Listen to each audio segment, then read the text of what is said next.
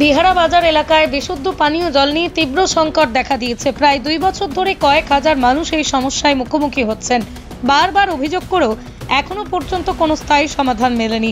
বিহারা part 1 ও part 2 পানীয় জল প্রকল্পের জন্য বরাদ্দ প্রায় 1,19,00,000 টাকার কাজ নিম্নমানের হওয়ার অভিযোগ উঠছে।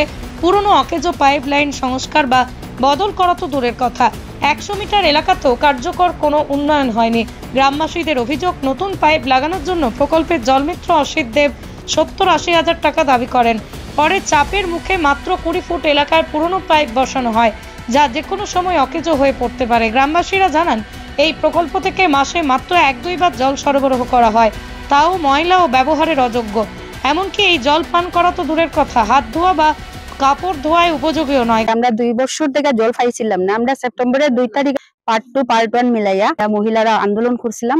তো আন্দোলনের পরে আমার যে গল্লিটা আছে, ব্রিজের নিচের দিকে একটা পাইপ আছে, পাইপটা ভাঙ্গিয়া কে বানছে জানি না, এটা আমরা হইতে পারতাম না। ভাঙ্গিয়া কিন্তু ওদিকে জল দেওয়া হয়েছে আমরা আন্দোলনের পরে।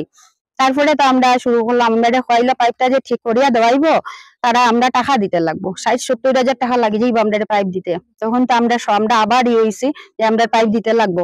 তখন আমরা যে সাইড ইনচার্জ আসাদুল নাকি জানি নাম, তাই নাইছিল আইয়া দেখছেন সেপ্টেম্বরের 29 তারিখ তাই নাইছিল আইয়া হইছেন আমরা পাইপটা তাই 5 দিনের মধ্যে ঠিক করাইয়া দিবা। তাই ঠিক 5 দিনের মধ্যে এটা দিছেন, কিন্তু আপনার টুকরা টুকরা টুকরা টুকরা পাইপ ব্রিজের নিচ দিয়া যখন আমরা মানে বৃষ্টি উষ্টি দিলে জলটা নালা দিকে জল যায়, জলের ঠেলায় পাইপের টুকরাইতে যাইব কি, তারপরে আপনার প্লাস্টিকের রশি দিয়া ঝুলানো। আর এরপরে আমরা সবাই জিজ্ঞাসিলাম যে জলটা আমরা কবে পর্যন্ত রেগুলার পাইবো, তাই কইছেন 1 মাস, মানে সেপ্টেম্বরের 29 তারিখ কইছেন 1 মাসের মধ্যে পুরো রেগুলার জল পাইবা, খাবার যোগ্য জল, পরিষ্কার সব থাকবো। কিন্তু এখন পর্যন্ত যে জলটা দেওয়া হয়, মানে 15 দিন 20 দিন পরে 8 টাকা জল দেওয়া হয়, এটা গুলা মানে গুলা আপনার কিটা কইতাম, এটা মানে ইয়ে করার যোগ্য না, মানে হাতে নিতেই ইয়ে লাগে, খাওয়া তো আর দূরের কথা। আমরা এখানে মাসে 2 মাসে জল পাওয়া যায় না। জল যাওয়া পায়, খাবার না দেওয়া যায় না, কিচ্ছু যায়, ঘর মোছা যায়, কোনো ইয়ে নাই জলের, বেকার। এটা জল দেওয়া থাকি না দেওয়াই বেলা। পাড়ার মেম্বার আছেন, তার বাড়ির ভিতর দিকে ওয়ালের নিচ দিকে জলের পাইপটা আইছে। এটা কি নিয়ম তারা যে ওরকম করলো?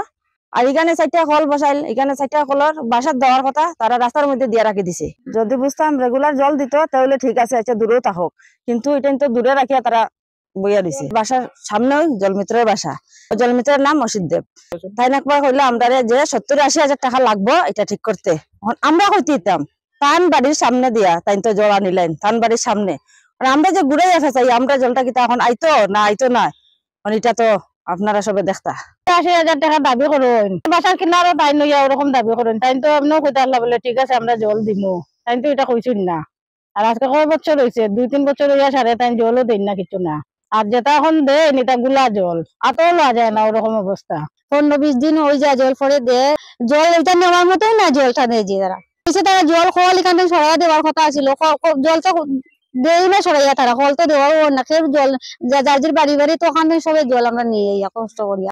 আর জল তো আমরা পাই না। গত সেপ্টেম্বর 29 তারিখ আন্দোলন করা হয়েছিল আমরা, এরপরে পাইপ ঠিক করিয়া দিবা হয়েছিল। এরপরে 1 মাস টাইম নিলা, সাইট ইনচার্জ একজন আইছিলা, এরপরে এখন তো জল দিবা হয়েছিল একদিন রেগুলারও। এখন তো 10 দিনে 15 দিনে ওরকম জল দেওয়া হয়, আর জলটা গুল্লা একদম। গ্রামবাসীরা অভিযোগ করছেন, প্রকল্পে দুর্নীতি ও গাফিলতির কারণে তারা এই সংকটে পড়েছেন। প্রকল্পের দায়িত্বপ্রাপ্ত অসিত দেব প্রকল্পে তেমন মনোযোগ দিচ্ছেন না, তার স্থায়ী ঠিকানা অন্যত্র হওয়ায় এলাকাবাসীরা তার সহযোগিতা পাচ্ছেন না। এখানেই ফোন করি, সবাই খালি জলমিত্র অসিত দেব দুষারোপটা আপনার যে ইয়ে যে তাই না হইলা জলমিত্রর লেগে আজকে এই পিএইচ এর এই অবস্থা। তাই তো উল্টা পাল্টা কথাবার্তা কইন, আমার ইয়ে করিলে বানিয়ে করবানি সেই করবানি এই সমস্ত কথাবার্তা। আর টাইম তো এখানে বেশি থাকুন না, টাইম তো থাকুন টান বউ এখানে একটা 10 মাস্টার নেই, ওইখানে টাইম বাইরেই থাকুন প্রায় বেশিরভাগই। হঠাৎ মাসে 2 মাসে একবার আইন বাদ। বর্তমানে এলাকাবাসীরা পানীয় জলের জন্য নির্ভর করছেন।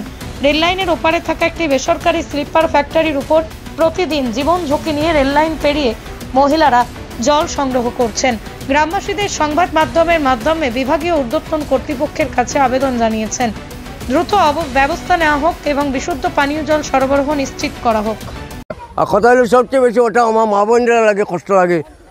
পুরুষ লোক বাহার থাকে না সবসময়, জলটা মেলুকের প্রয়োজন। মা বোনরা এদিকে রেললাইন ক্রস করিয়া ছোটো ভাই বোন দিয়ে লইয়া তারা রাস্তা রেললাইন ক্রস করে কে তা ইয়র থেকে শিল্পার ফ্যাক্টরি থেকে তার জল আনে। এখানে লেবাররা খাস করে মা বোনরা যার তাদেরও একটা ইজ্জতের প্রশ্ন আছে। বাচ্চা লইয়া যা ট্রেন আইলো, গাড়ি নিচে অ্যাক্সিডেন্ট হইলো, তখন এটা দায়ী খেয়ে নিব। তাই আপনারা এটা বিবেচনা করে আমরা অতি সত্তর জলের ব্যবস্থা করেন, মা বোনদের আমরা করে রাখার ব্যবস্থা করে দিই।